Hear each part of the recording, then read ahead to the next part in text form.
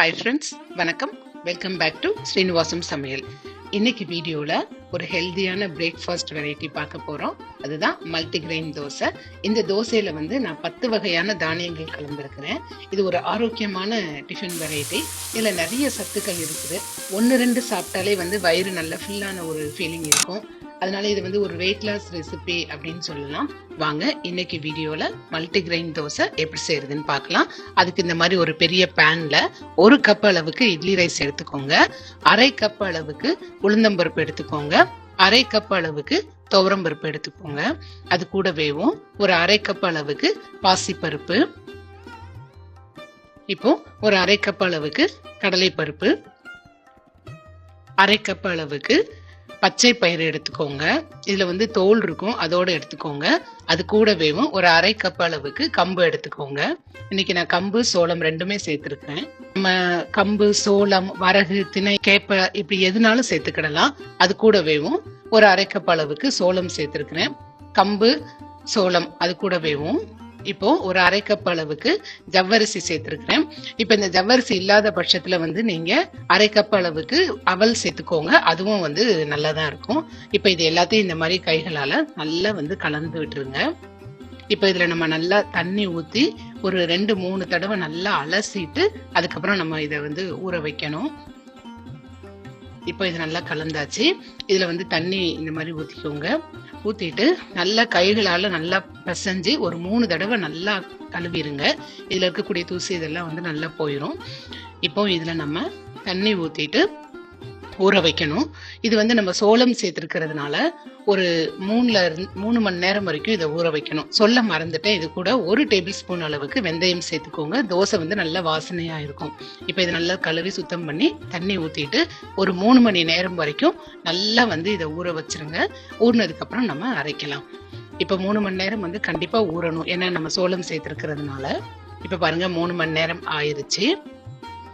பாருங்க நம்ம போட்ட தானியங்கள் எல்லாமே நல்லா ஊறிடுச்சு. நல்லா உளுந்து இதெல்லாமே நல்லா மலர்ந்து அப்படியே ஊறிடுச்சு. இதை மறுபடியும் ஒரு தடவை நல்லா கழுவி சுத்தம் பண்ணிட்டு நம்ம அரைச்சிடலாம். இன்னைக்கு நான் கிரைண்டர்ல அரைக்க போறேன். இப்ப நீங்க கொஞ்சம் கம்மியா போடுறீங்க அப்படின்னா மிக்சிலேயே கூட அரைச்சிக்கலாம். மிக்சியில அரைக்கிறப்ப மாவு சூடாகாம பாத்துக்கோங்க. சூடாச்சு அப்படின்னு சொன்னா சீக்கிரமா புளிச்சிரும். அப்படி சூடாகாம இருக்கிறதுக்கு ஐஸ் கியூப்ஸ் சேர்த்துட்டு நீங்க அரைங்க. சீக்கிரமா உங்களுக்கு சூடாகாது. இப்போ இந்த மாவை நம்ம இட்லி மாவு பதத்துக்கு நல்லா அரைச்சுக்கிடணும்.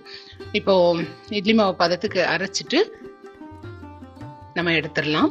இப்ப இது கூட கொஞ்சம் தண்ணி சேர்த்துட்டு அரைக்க விடுங்க. இது அரைக்கிறதுக்கு ஒரு 20 நிமிஷம் வரைக்கும் ஆகும். 20 நிமிஷம் கழிச்சு நம்ம மாவை எடுத்துடலாம். இப்ப இதுக்கு கூடவே தேவையான அளவு தண்ணி சேர்த்துக்கோங்க. இப்ப இது அரையட்டும். 20 நிமிஷம் வரைக்கும் இருக்கட்டும். இப்ப பாருங்க ஒரு 20 நிமிஷம் வரைக்கும் ஆயிருச்சு. மாவு நல்லா அரைஞ்சிருச்சு. இப்ப உங்களுக்கு பார்த்தாலே தெரியும். இந்த பதத்துக்கு நீங்க அரைச்சிருக்கணும். கொஞ்சம் கூட பரபரப்பா இருக்கக்கூடாது. இப்ப இந்த மாவை நம்ம ஃபுல்லா இந்த மாதிரி ஒரு பாத்திரத்துல எடுத்து வச்சு இதுக்கு தேவையான அளவு உப்பு சேர்த்துக்கோங்க. நான் கல்லுப்பு தான் எப்பயுமே மாவுக்கு சேர்ப்பேன். கல்லுப்பு சேர்த்துட்டு இந்த மாதிரி கைகளால நல்லா நீங்க பிசைஞ்சு விட்டுருங்க.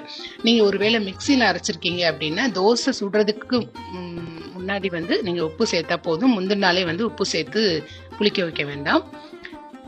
இப்போ நான் கிரைண்டர்ல போட்டிருக்கேங்கிறதுனால இந்த மாதிரி முந்தின நாளே உப்பு சேர்த்து நல்லா கிளறி வச்சுட்டேன். இப்போ இது இப்படியே இருக்கட்டும். ஒரு தட்டு வச்சு இந்த மாதிரி மூடி வச்சிருங்க. இது 8 மணி நேரம் வரைக்கும் நல்லா புளிக்கணும். இப்போ பாருங்க ஒரு 8 மணி நேரம் ஆயிருச்சு. மாவு பாருங்க எந்த அளவுக்கு நல்லா புளிச்சு அப்படியே பொங்கி மேல வந்துருச்சு. இப்போ இந்த மாவை நல்லா கரண்டியால மிக்ஸ் பண்ணிருங்க. பாருங்க நிறைய ஏர் பபிள்ஸ் அப்படியே இருக்குது. இதனாலதான் தோசை ரொம்ப சாஃப்டா இருக்கும். இதை நீங்க கொஞ்சம் ஊத்தி முடிச்சுட்டு மீதி இருக்குன்னா நீங்க அப்படியே ஃப்ரிட்ஜில் உடனே எடுத்து வச்சுக்கலாம். இப்ப பாருங்க ஒரு தோசை பேன்ல எண்ணெய் நல்லா தடவிட்டு ஸ்டவ்வை சிம்ல வச்சுட்டு இந்த மாதிரி நீங்க தோசை ஊத்திக்கோங்க. நம்ம நார்மலா எப்பயும் ஊத்துவோம் பாத்தீங்களா, அதே மாதிரி.